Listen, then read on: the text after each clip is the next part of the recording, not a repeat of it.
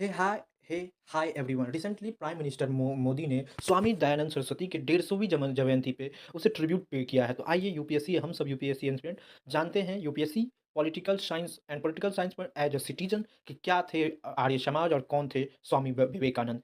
Arya Samaj founded 1875 at Bombay by Swami Dayanand Saraswati and most influence social religious reform movement of modern India. Arya Samaj को 1875 में स्वामी दयानंद सरस्वती के द्वारा, ताकि समाज को सोशल रिलीजियस रिफॉर्म किया जाए, जो समाज में विभिन्न तरीके के चैलेंजेस आ गए, कास्ट डिस्क्रिमिनेशन टाइप्स, तो उसको चले emerging the backdrop of colonial domination, Christian missionary activity and internal social degeneration. जो बैकड्रॉप आ गया है कॉलोनियल डोमिनेशन से, क्रिश्चियन मिशनरी एक्टिविटीज, उसको सुधार किया जाए। Arya Samaj sought to revive Indian society through और return to pre pristine authority of Veda. Arya Samaj ने कहा कि हम अपनी सोसाइटी को तभी बदल सकते हैं जब हम वेदों की ओर लौट चले। अब लौट चले वेदों की ओर, while simultaneously embracing reason reform and social justice. और कहा कि हमें साथ साथ जो सोशल जस्टिस में रिफॉर्म करना होगा, समाज में हर व्यक्ति को इक्वलिटी देना होगा। क्या था स्वामी विवेकानंद के philosophical foundation?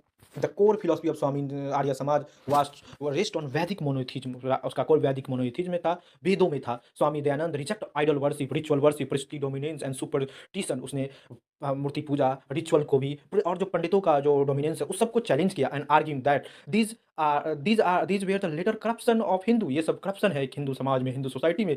His famous work Satyarth Prakash laid the down the philosophical framework of movement. उसने ये अब सत्यार्थ प्रकाश में फिलोसफिकल फ्रेमवर्क बताया कि किस तरीके से एक मूवमेंट छेड़ा। Emphasize believe in formless omniscient God. उसने कहा कि गॉड निराकार है, वो ओमनीसिएंट है, वो सिर्फ हमारे आत्मा में है। और कहा supremacy of four Veda is ultimate source of knowledge. वेदों में ही ओरिजिनल नॉलेज है, आप उसको पढ़े जाने, उसका प्रचार प्रसार करें, तभी होगा आप ओरिजिनल हिंदुइज्म को जन जान सकते हैं। Acceptance of reason and experience. जिस तरह आप एक्सेप्ट कीजिए कि वो ऐसा क्यों है, उसको एक्सपीरियंस कीजिए अलॉन्ग विथ स्क्रिप्चर, अपने स्क्रिप्चर को पढ़ के।